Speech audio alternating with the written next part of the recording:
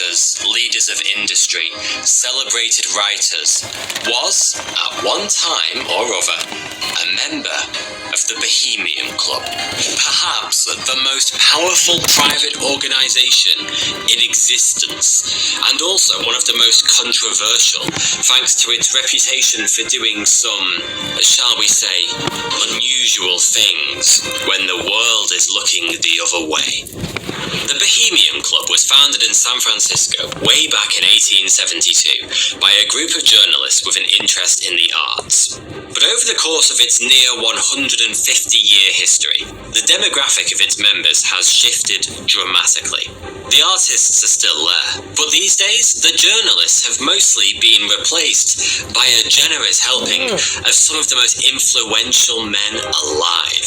We're talking multiple US presidents, CEOs of the world's largest companies, Ivy League university directors, curators of renowned museums, leading scientists, and a whole host of prominent politicians and policymakers from across the globe.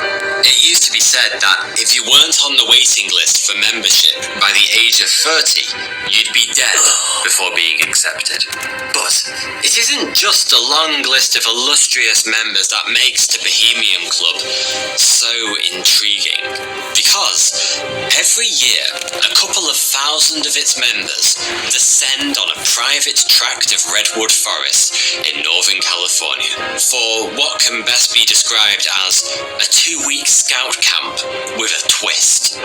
That twist being remarkable amounts of alcohol, a series of bizarre rituals, and some of the world's most powerful men in drag. Welcome to Bohemian Grove. The camp kicks off every year in the same strange and slightly terrifying fashion, with the ritual burning of a human sacrifice.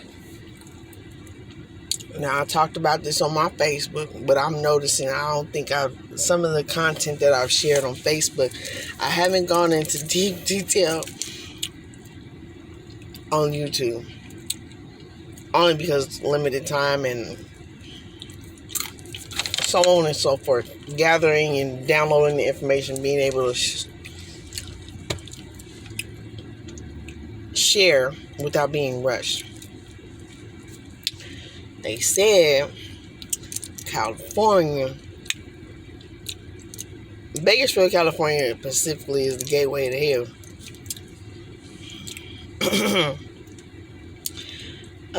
California is on the fucking root chakra of the fucking whole world, ain't it? Ain't California the root chakra?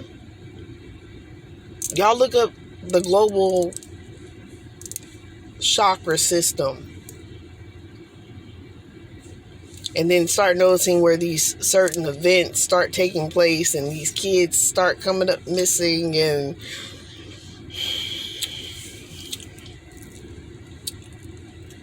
food for thought. You know what I'm saying?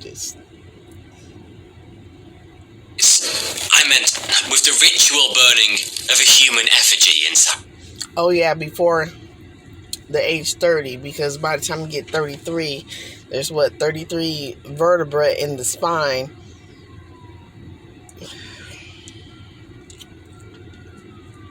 Jacob's ladder, 33. Whew. I hear sirens right now. Fuck.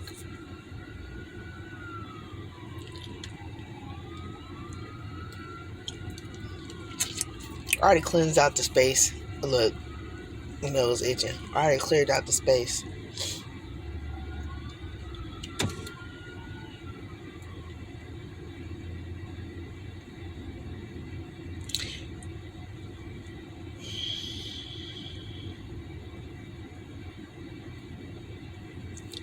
Crazy shit going on, I'll tell you that much.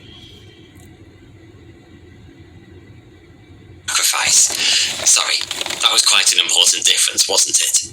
This ceremony, known as the cremation of care, is purely symbolic. The effigy represents the club members' many cares and responsibilities. By burning it, the worries of the outside world... Y'all go see when this video was posted, the last conjunction, I'm telling you, they be up to some dirty ass shit, bro.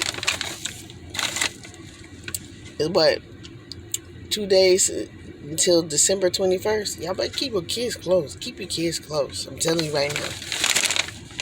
And if anything happened to my kids, bro, I mean, right now, you're gonna regret. You're gonna regret that you thought that. I'm gonna take the whole world and drop it on your head.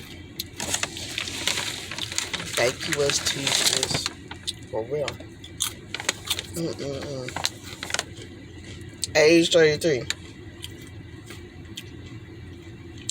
So I'm guessing, for real, they don't kill you before the age 33, or you don't get in this club, they try to kill you. It's like that fucking one movie with, look, there go my nose itching. It's like that one movie with Samuel L. Jackson. I think he was in that movie where them white people was hunting down other people like they was animals for real. Look at fucking Hunger Game type shit. What's the other one? Squid Games, that shit that just came out. I ain't even watched that shit. I ain't even watched it.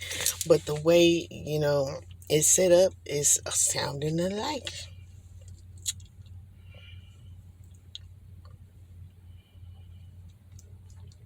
They tried to kill me for I turned 33. My brakes went out on my car. I ran into a house. Thankfully, it was a house and nobody was hurt. Thankfully, it was at a low speed. Because really, that day, I was supposed to be going what I wanted to do for my birthday, which is the day that my ex had left. He wanted to leave, so I took him where he wanted to go, right? We was going to drop him off, me and the kids, and we was going to go to this place called Hart Park. And, I like to go there and get in the river and whatnot and do my little witchy poo shit, right? Thanking the elements and saying thank you, show my gratitude and whatever, whatnot, what I do, Was I doing anything? I don't think I was doing anything. I think I was just going out to have a good time. And I think I was starting on my journey to start doing things like that and being able to show my gratitude and my appreciation for being guided and protected, right? Those are some fucking steep ass hills. Like, there's no fucking way we would have survived had the brakes went out before or after that fact.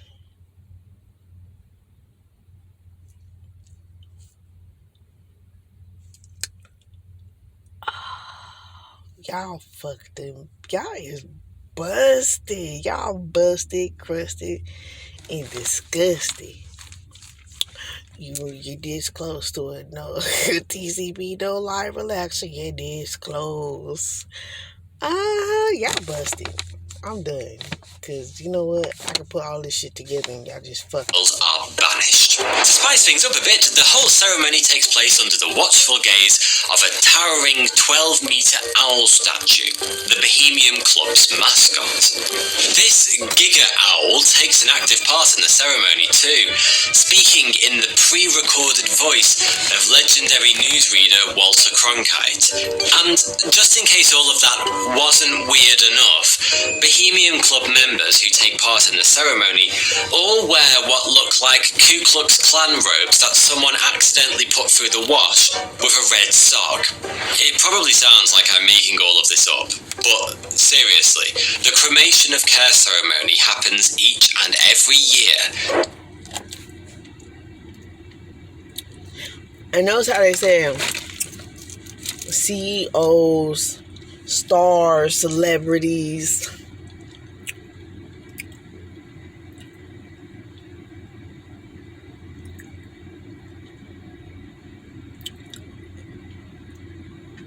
People trying to become a celebrity.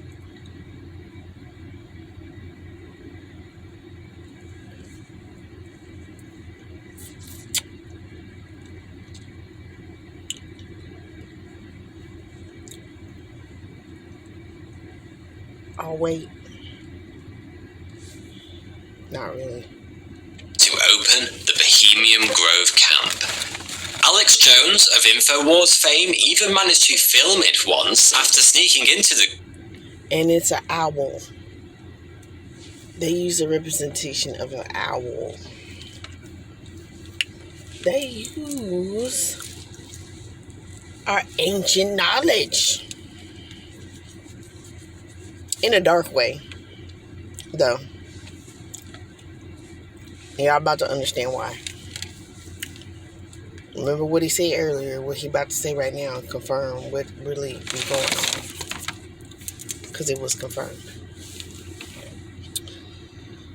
People just get over my fucking what the fuck. Grove back in the year 2000. Scarily enough, having witnessed the ceremony firsthand, Jones was convinced it wasn't an effigy that was being burnt at all, but an actual living human child, sacrificed by these men who rule the world as part of some disturbing occultist ritual. Once the cremation of care is out of the way and everyone's worries have been thoroughly incinerated, the camp truly begins. The location itself is stunning, by the way.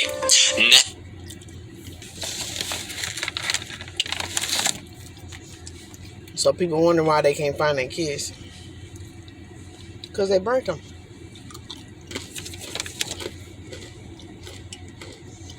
Nestled amongst towering California redwoods, the world's largest trees. Bohemian Grove is big enough to house several thousand club members simultaneously.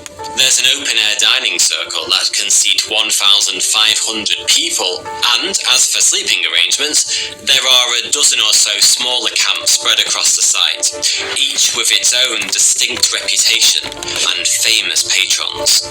George Bush Sr., Walter Cronkite, and NASA astronaut Frank Borman are known to have favoured a camp known as Hillbillies, and Herbert Hoover was a long-time occupant of Caveman. Make of that what you will. This picture from 1967 was taken at breakfast in a camp called Owl's Nest, one of the most prestigious.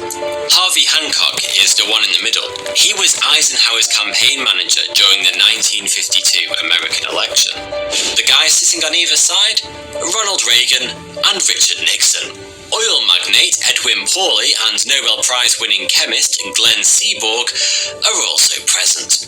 So, how do these masters of the universe spend their 2-week sojourn in the forest? Aside from burning children alive, obviously. Well, there are daily lakeside talks given by important club members and regular entertainment in the form of high and low jinks, which are basically just performances of various kinds, usually comedy or music. But what Bohemian Grove is really all about is getting hammered, then urinating, both frequently and aggressively. The first drink of the day, a gin fizz, is served in bed by camp staff, and the alcohol keeps on flowing until long after the sun's gone down. Unsurprisingly, considering Bohemian Club members are almost exclusively gentlemen of advanced years, with prostates the size of medicine balls, there's a lot of visits to the little boys' room. Or at least there would be, if there actually was a little boys' room. Bohemian Club members urinate exclusively in the great outdoors, a privilege so important to them they've even fought to defend it in court. I'll get to that in a minute. With so many influential people rubbing shoulders, you're probably assuming that plenty of important business deal. Now y'all heard this shit, right? They fought about this shit in court. They fought for this shit in court. They have to explain what are they doing out there in the woods. They have to explain that.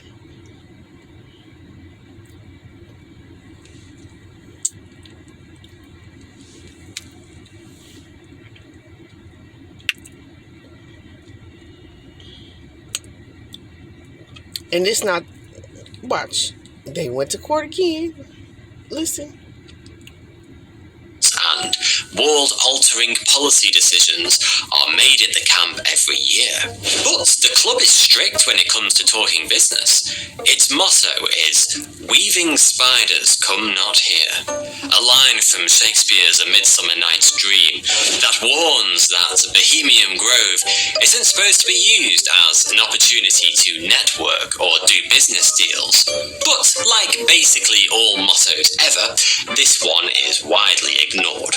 Plenty of people go to Bohemian Grove with an agenda, and whilst most of the earth-shattering decisions that have been made during boozy nights amongst the redwoods are remembered only by those involved, a few have become public knowledge.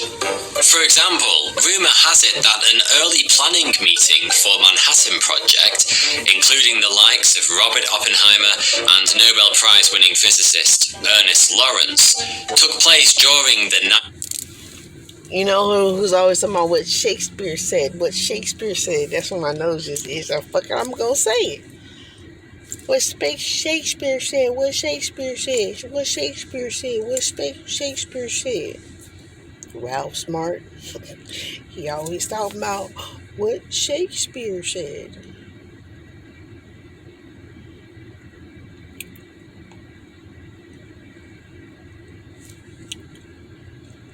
Carry on. 1942 iteration of Bohemian Grove, directly leading to the invention of the atomic bomb. Earth-shattering indeed. By the way, if all this important people get together to do weird stuff in the woods business is sounding kind of familiar, it may be that you're a House of Cards fan. In Series 5 of the Netflix show, Frank Underwood, played by Kevin Spacey, goes on an outdoor retreat with a fictional secret society known as Elysian Fields, which draws heavily on Bohemian Grove. The episode opens with a parody of the cremation of care ceremony, complete with a giant talking crow statue and the burning of a human effigy.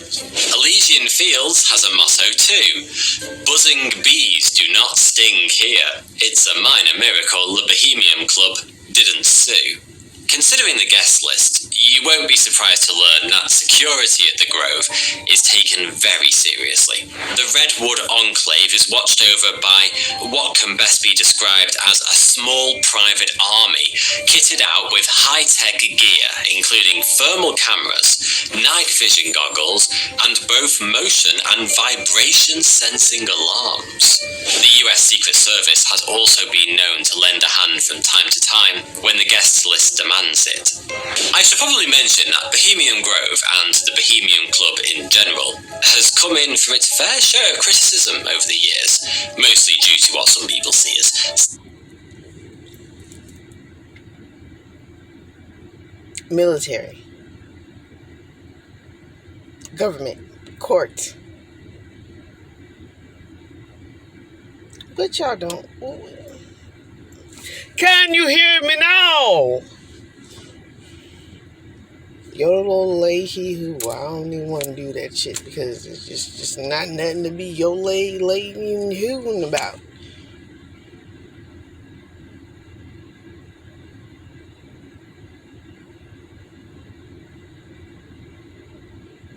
I told y'all, when I see them fucking military trucks, I'll be like, what the fuck is going on now? What the fuck is they up to?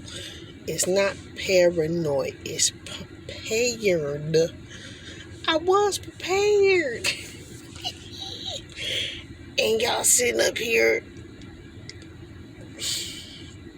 calling me crazy? Y'all calling me crazy?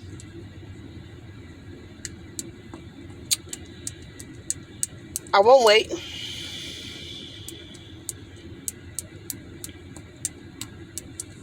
Carry on.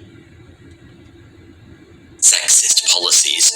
No woman has ever been a full member in the club's 150-year history, and female staff aren't employed at Bohemian Grove in any capacity, unless you believe the rumour that the club's prepared to relax its gender policies when it comes to prostitutes. When the club was first formally charged with discrimination in 1978, they fought back, arguing that their members wouldn't be able to urinate as openly and liberally as they wanted to if women were present at Bohemian Grove. The court ruled in their favour. That decision was eventually overturned, but the Bohemian Club did the litigatory equivalent of asking to see the judge's manager by filing an appeal with the California Superior Court. At the subsequent trial, they argued that being male should be considered an occupational qualification, and since most women struggle mastering the skill of having a penis, they simply aren't qualified to work at the Grove. The court, once again, ruled in the club's favour. The world's changed quite a bit in the last 40 years, hasn't it? Oh, I should probably mention that the California Superior Court judge who reached this somewhat controversial decision was known to have attended Bohemian Club events on several occasions. But I'm sure that had absolutely nothing to do with this decision whatsoever. Bohemian Grove ends every year as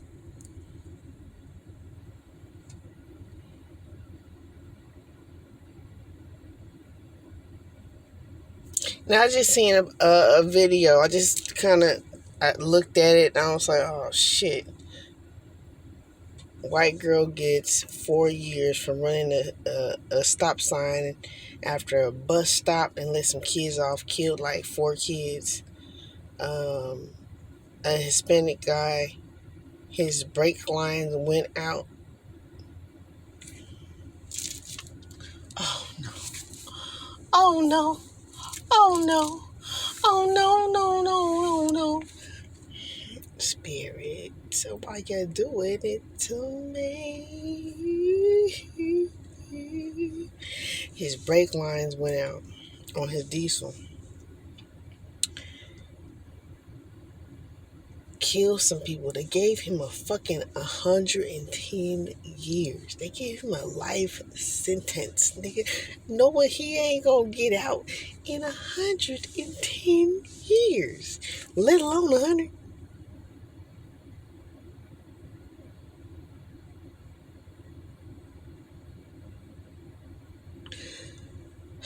Profoundly sick society. What don't y'all understand? My ex-husband ain't shit. Whoever doing this shit, y'all up in this shit?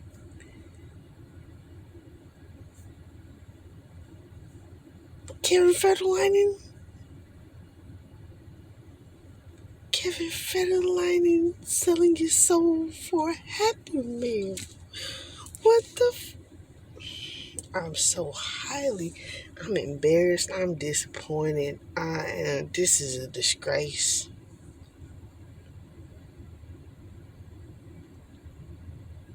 Bullfuckery.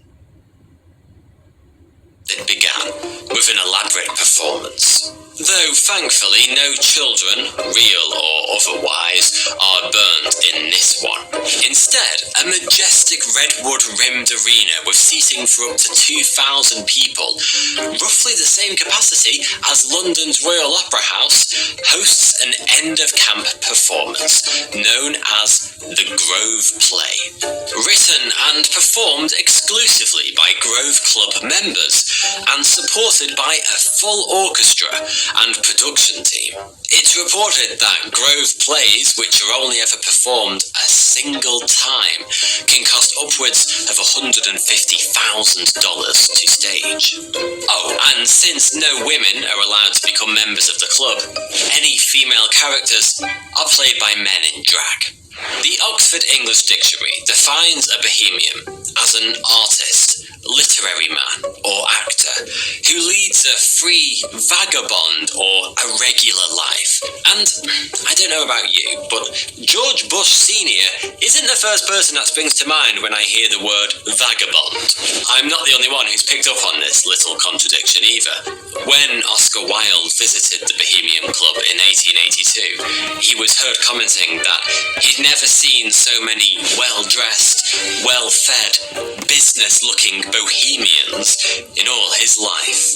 Despite the somewhat optimistic branding, there's no doubt the Bohemian Club and its 2-week urination orgy in California will continue to capture the public's imagination for as long as it exists. There's just something inherently intriguing about so many important people gathering under such unusual circumstances to do all these bizarre things. We normals have always been interested in how the other half lives, although I think it's safe to say that up until now most of us assumed it was more Learjets and mansions than ritual burnings and drag. So, is Bohemian Grove a place where a bunch of old white guys in various states of midlife crisis go to recapture their lost college days?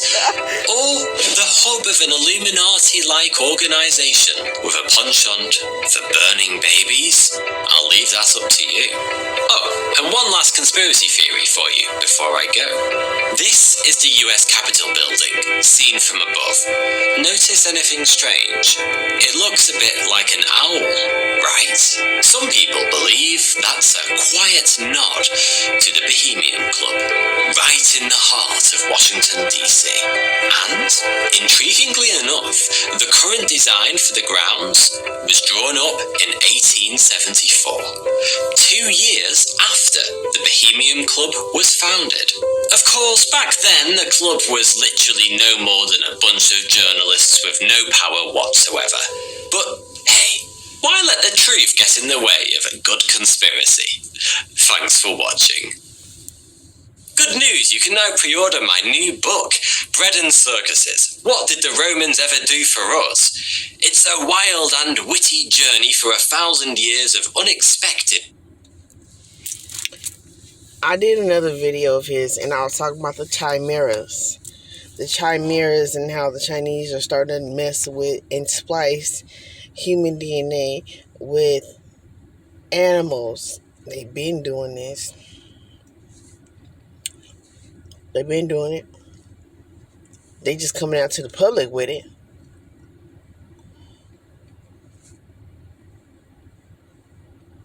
Yeah, go fucking look up his fucking book. Go ahead, buy that shit if you fucking want to. This same dude, I was breaking down his other fucking video. Now, if you know about all this other shit, if it ain't about the money, it's all about the money with their ass.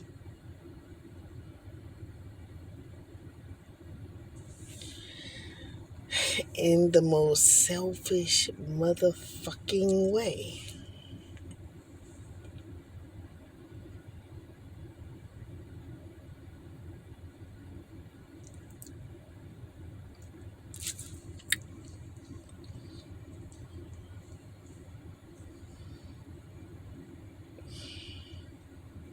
Go look up them years. Go look what the Bohemian, whatever, the motherfucking, the oligarchy, the fucking. Go look up what all that shit mean. Fucking 1974 and 1978. It was actually 19. He said 2 years before. It was 1978. He said 10 years before. Yeah, 10 years before I was fucking born. And shit is happened 10 years prior before me being birthed into this universe.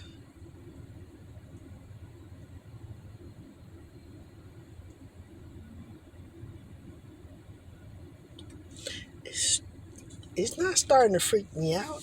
It's letting me know. Should be letting y'all know something. Start looking at your birthday. They try to kill you before you turn 33. And when that shit happened with my car, I did turn 33 that year, wasn't it? Um,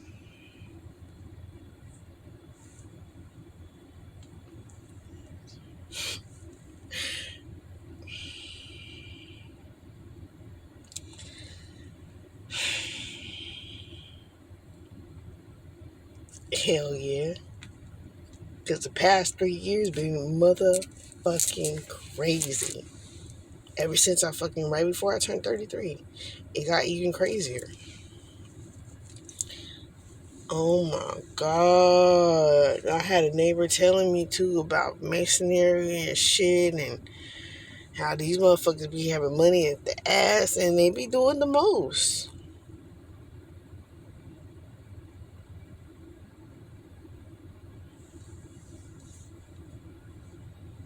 Like I just got done. I gotta talk about it. I just got done talking to this lady.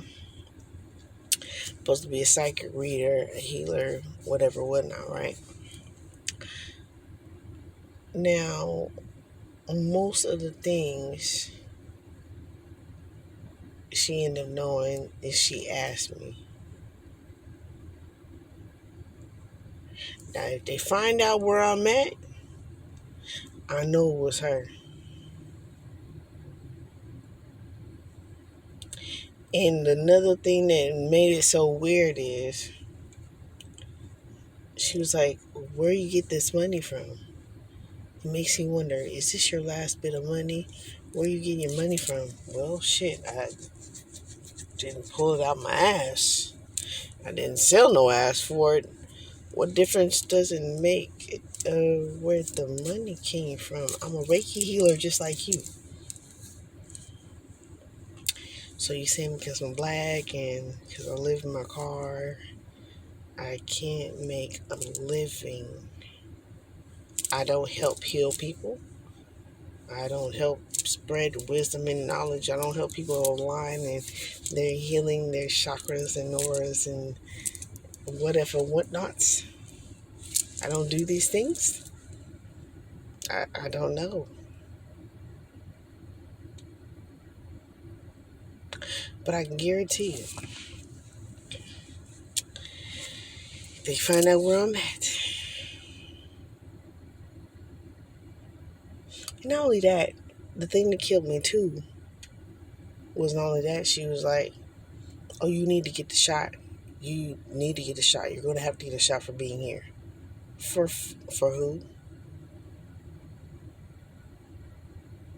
It's against my spirituality. Nobody can make me do shit. And she was like, oh, well, for your spirit, you need to take this medication. I don't need to take shit. I know how to heal my body. I know how to balance myself out.